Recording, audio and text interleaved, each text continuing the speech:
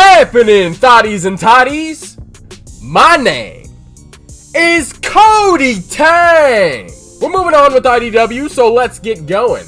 Disclaimer, I have never read IDW, so this is my first time experiencing all of these issues, so please be mindful about posting spoilers for future issues in the comments below. Alright, let's do it to it, gang. Issue 51. Sonic, Belle, Kit, and Tails are all in peril, rushing from a city swarming in badniks from all over the region. Thankfully, Sonic is so fast he can toss Belle as far as he wants, destroy a few badniks, and catch her with plenty of airtime to spare. Sonic requests a quick recap from Belle, and Belle just reveals all the information she has on Surge, Kid, and Starline. But she also informs Sonic that, at the very least, Starline is dead. Yeah, where did Belle acquire this information from? Not a single soul told Belle about any of this. Sonic's response to Starline dying is to say, big oof. And big oof is right, brother. Possibly the only time I'll ever relate to IDW Sonic. Starline's death was an oof-size maximum event. He went out like a dumbass. While they're talking about what happened to Surge, Kit, and Starline, we then get this wonderful shot of Surge rising up from all the metal. Woo, baby girl, so bad, please! I can't believe this though. Her clothes must have regeneration too. See, her clothes would be ripped and torn, right? You guys, give me what I want, you cowards! You know, I guess she did get forced down by a bunch of metal. She didn't just kind of fall to her supposed death. Surge already talks about getting her get back at Sonic, but we jump back to our heroes. Sonic asks how Belle knows all of this and says, she learned it from when she interfaced with Metal Sonic?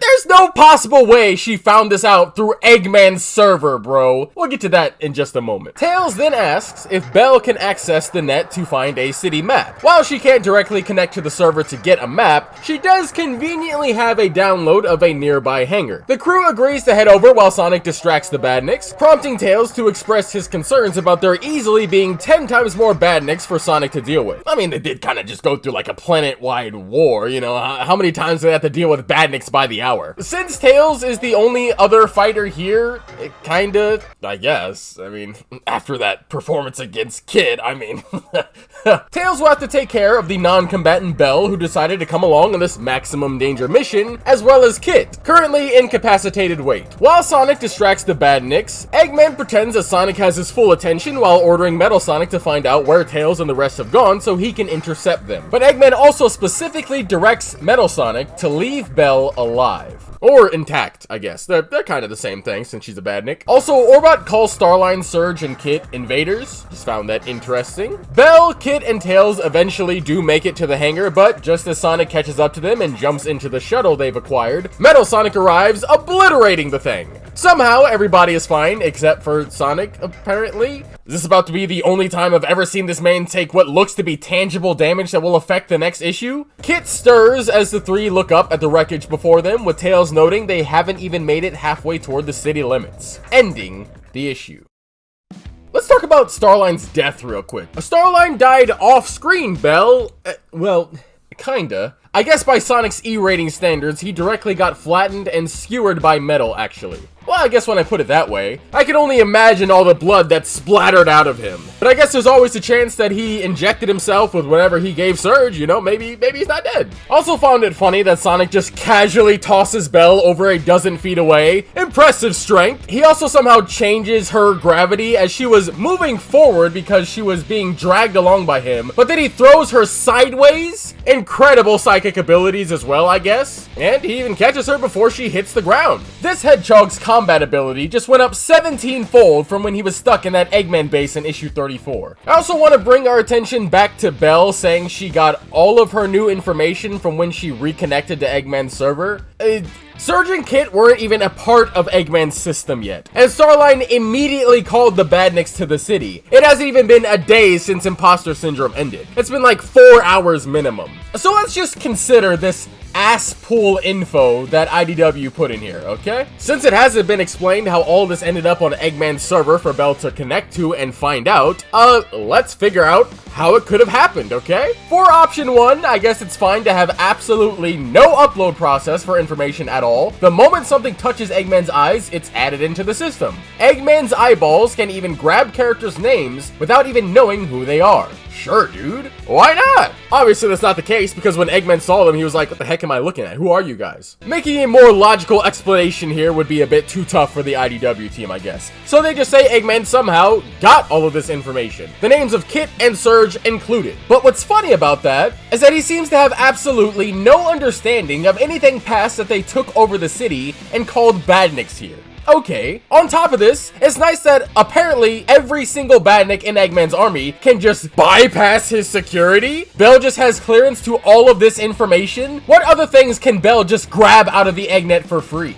We have option 2 as well. If we consider Starline's kill switch uploaded all of this to the Eggnet, as it should now have insta-transferred all his files, as a similar thing happened in issue 3 of Imposter Syndrome for whatever reason, well then sure, it would make a lot more sense if Bell knew everything. Yeah, that's right, not just bits and pieces. If you recall, Bell had no idea Starline was even calling her. She needed Metal Sonic to figure that information out. But by interfacing with Starline's call, she should have factually gotten information from that as well. The only logical conclusion to all this is that Bell actively deletes information for absolutely no reason. The original thing of the Eggnet just randomly having this information makes no sense already. Both of these conclusions make no sense. Bell shouldn't know anything, or she should know everything. In reality, those would be the only two logical conclusions, not what was written in IDW. Issue 52. Metal Sonic stares down at the gang. He begins to power up, prompting Tails to summon up the strength of the gods as he lifts Sonic and Bell together while holding Kit in one arm. Metal Sonic continues to keep up with the gang, and eventually Kit wakes up, freaking out about being away from Surge, but after a bit of convincing, the crew fill up his backpack with a conveniently placed nearby water tank, allowing him to use his power against Metal Sonic. Meanwhile, a revived Surge is trying to force her way out of the junk pile. Weirdly enough, Evan gives her some very proper dialogue here. It's not like Surge is emphasizing the words will and not. She's just talking this way. You just imagine Surge's head in your voice and she wouldn't say will not. She would absolutely say won't. Surge has just been written as the type to use an abundance of contractions and improper dialogue, especially if she was mad. A little writer's mistake, but okay, whatever. Surge is proper today. So this is going to become a growing problem, I could already see. Evan Stanley's incredibly convenient writing strikes again. Of all things to come flying out of a trash heap, it's none other than Starline's now broken tri-core glove, apparently. Right. Well, a Surge throws it into a cremator anyway, so I'm not sure what the point of showing that to her was. There's much better ways to reveal to her that Starline is dead than this incredibly forced scene. Nothing is gained from her knowing he's dead right now anyway. So anyway, Surge climbs into one of the trash chutes and, wouldn't you know it, comes face to face with Cubot. He's looking for duct tape because, why not, right? Cubot's here. Surge starts looking for some weapons, but she wants something more hands-on, and oh, of course, that's when she locks eyes with something called the Dynamo Cage. And you know, Cubot is, of course, the only reason he's there is to explain that the Dynamo Cage is used to forcefully harness Wisp energy. Oh, but it's a prototype, so it has a few kinks. But Surge doesn't care about that, so she just puts it on ready to use it whenever. So we jump back to Sonic and the gang, and Metal Sonic just won't quit. So Metal Sonic bullets himself directly towards Sonic, but Bell jumps forward to protect Sonic as though she can calm this beast, saying, if you want to get to him, you have to go through me. So Metal Sonic slaps this idiot. What? That nigga said, get the fuck out of my face, bitch! Should have backhanded her too, just for good measure. Luckily, an explosion is heard off in the distance, and Metal Sonic rushes over to check on Eggman instead of fighting Sonic. Eggman goes to check out what that disturbance was, and we get none other than Surge the Tenric staring face to face against Dr. Eggman, ending the issue.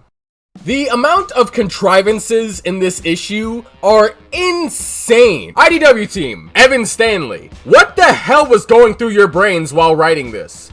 Let's go over these contrivances, okay? So Sonic and the team are all running away from Metal Sonic. Uh-oh, they have to stop because Kit is having a breakdown. Well, they got him all fixed up and Sonic says only he can stop Metal Sonic. Oh man, but he needs to fill his water reservoir. Oh, well, How convenient for them that Kit just happened to have a breakdown in front of a random huge-ass water tank. Oh my gosh, it's Surge, guys. Oh, hey, is that a trash truck? That's pretty logical. We're all in a trash heap, and oh my god, is that Starline's glove? Oh man, how did that get in here? What a totally believable scenario where Starline's glove just happens to be in the vicinity of the heap of trash Surge is currently at. It even did her the favor of flying out right in front of her face. Wow! Why the hell would Qbot be all the way down here? Oh, he's looking for duct tape. Of course. Well, now that Surge is here, might as well find something she can use. A gun? No, she wants something more hands-on, something that she could use her hands with. Oh, wouldn't you know it? Something hands-on right in front of her. Oh, it's a good thing Qbot is here. He needs to be there for her to be given this exposition and explanation on how to use it. Yes, very good writing, Evan Stanley. These are all very believable scenarios that would totally happen and are not some of the most in-your-face. I am writing a story. This is a story I am writing. I am writing to move the plot along writing I've ever seen in my life. It's like that time in issue 45 when she foreshadowed the living hell out of the fact that the forest was going to catch on fire. It's as though Evan understands writing norms and is just placing them into the story without any consideration for the scene itself. Here's how I imagine the thought process was for writing these scenes. I need Kit to fight Metal Sonic, but Ian made him lose all his water. Water towers have water, so I'll write that. Ian killed off Starline, but he wrote it so that Surge fell down, so she wouldn't know he's dead. Well, if she sees his glove, then she'll know he's dead, so I'll write that. I need Surge to get stronger really fast, but I don't want to make her leave the area. I'll just make it so Eggman has a prototype laying around. Well, having Surge figure out how to use it would take too long though. I'll just make Qbot be there and he'll tell her. I'll write that. What am I reading? I also have to ask, why would Surge even know for certain that Starline is dead? Seeing his glove is not a confirmation of a death. It's a broken glove and he was just in a fight with Eggman. Anything could have happened. If I saw Eggman's glasses lying around, I wouldn't be like, oh my god, he's dead! It'd make more sense for her to ask if he was dead, not just be like, well, looks like he got cooked. Is it possible that Surge was actually smarter when Ian was writing her? Surge may be a reckless person, but she's also pretty damn intelligent if we're going off imposter syndrome. You know, it's funny, I started this saga off praising Evan Stanley's writing. It was specifically her character writing that I really appreciated the most. Now that Evan is finally writing things that actually advance the plot, is it possible there are cracks showing? It's very likely that Evan would actually do better at slice of life stories or one-off adventures. A grand plot may actually be her weakness, which would complement Ian's inability to write character in any interesting way, or plot even really, but regardless, I'm interested to see how Evan Stanley takes a crack at advancing the plot. Issue 52 is just, oh man, the contrivances are insane for this. What is happening? If you watch my part 1 of the saga's review, you know that majorly the saga, when it came to Evan Stanley,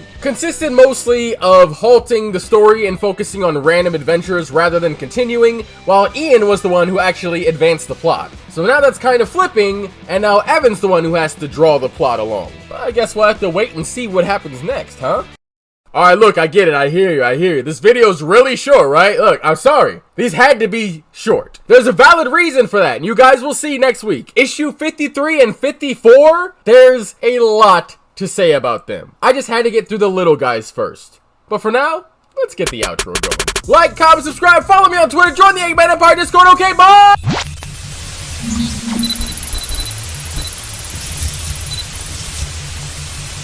You